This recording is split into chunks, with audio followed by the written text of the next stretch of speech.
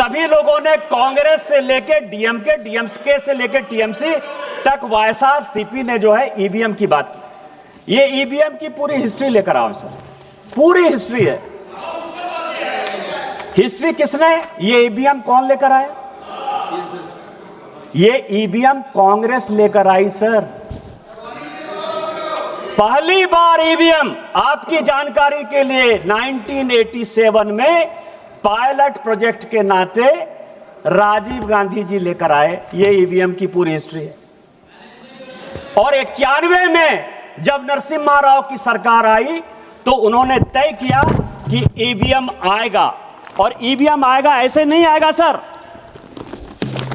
ये सारी रिपोर्ट है सर। ये रिपोर्ट है 1961 के सेलेक्ट कमेटी की, और ये रिपोर्ट है 1971 की सेलेक्ट कमेटी की। ये पूरे पार्लियामेंट को जानने वाली बात है। दोनों रिपोर्ट के अध्यक्ष जगन्नाथ राव कांग्रेसी थे, और जो 1971 की रिपोर्ट बनी उसमें एचआर गोखले जो कांग्रेस के लॉ मिनिस्टर थे।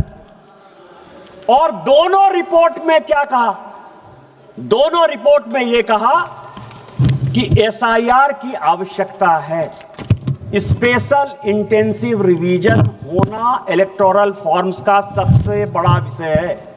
1961 में भी यही कहा, 1971 में भी यही कहा। और दूसरी बात कही 1961 में कि चुनाव इलेक्ट्रॉनिक वोटिंग मशीन से होनी चाहिए, क्योंकि राजस्थान के तत्कालीन, जिस राज्य से आप आते हैं सर, राजस्थान के तत्कालीन मुख्यमंत्री मोहनलाल सुखाड़िया का भी चुनाव अवैध इसी आधार पर हुआ था कि पूरे के पूरे बूथ लूट लिए गए।